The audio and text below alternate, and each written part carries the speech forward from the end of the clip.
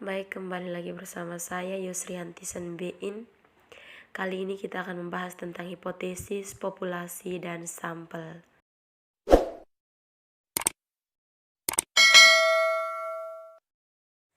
Yang pertama adalah hipotesis.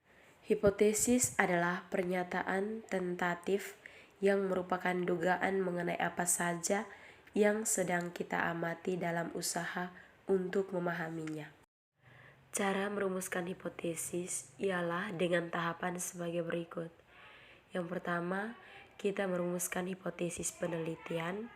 Yang kedua, hipotesis operasional. Dan yang ketiga adalah hipotesis statistik.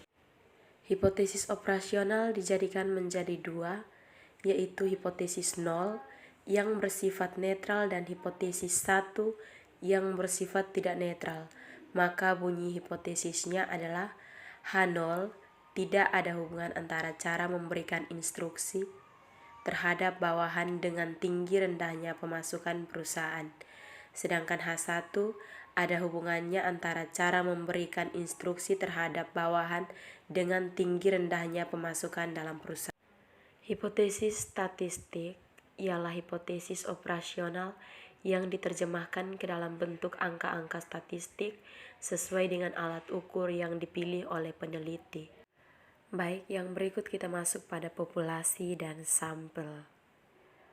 Populasi adalah wilayah generalisasi yang terdiri atas objek atau subjek yang mempunyai kualitas dan karakteristik tertentu yang ditetapkan oleh peneliti untuk dipelajari dan kemudian ditarik kesimpulannya. Satu orang pun dapat digunakan sebagai populasi karena satu orang itu mempunyai berbagai karakteristik, misalnya gaya bicaranya, disiplin pribadi, hobi, cara bergaul, kepemimpinannya, dan lain-lain. Misalnya akan melakukan penelitian tentang kepemimpinan Presiden Y, maka kepemimpinan itu merupakan sampel dari semua karakteristik yang dimiliki Presiden Y. Yang berikut adalah sampel. Sampel merupakan bagian dari jumlah dan karakteristik yang dimiliki oleh populasi tersebut. Bila populasi besar dan peneliti tidak mungkin mempelajari semua yang ada pada populasi, misalnya karena keterbatasan dana dan tenaga dan waktu, maka peneliti dapat menggunakan sampel yang diambil dari populasi itu. Sampel yang diambil dari populasi harus betul-betul representatif atau mewakili.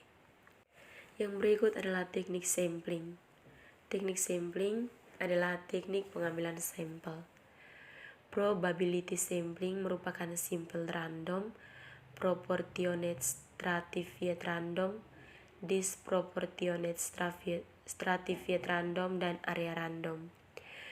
Yang berikut non-probability sampling meliputi sampling sistematis, sampling kuota, sampling aksidental, purposive sampling, sampling jenuh, dan snowball sampling. Probability sampling merupakan teknik pengambilan sampel yang menggunakan teori probabilitas dalam pengambilan sampel. Simple random sampling adalah teknik pengambilan sampel yang memberikan peluang yang sama bagi setiap anggota populasi untuk dipilih menjadi anggota sampel. Yang berikut proportionate stratified random sampling. Teknik ini digunakan bila populasi mempunyai anggota atau unsur yang tidak homogen dan berstrata secara proporsional. Yang berikut non-probability sampling. Teknik ini merupakan teknik pengambilan sampel yang tidak menggunakan teori probabilitas.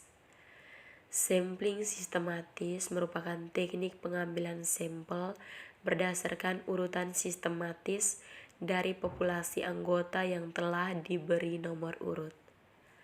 Yang berikut sampling kuota.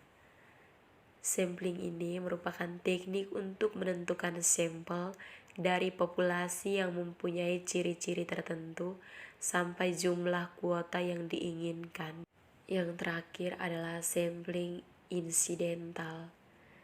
Sampling insidental merupakan teknik pengambilan sampel berdasarkan kebetulan, yaitu siapa yang secara kebetulan bertemu dengan peneliti yang digunakan sebagai sampel. Sekian dari saya, terima kasih.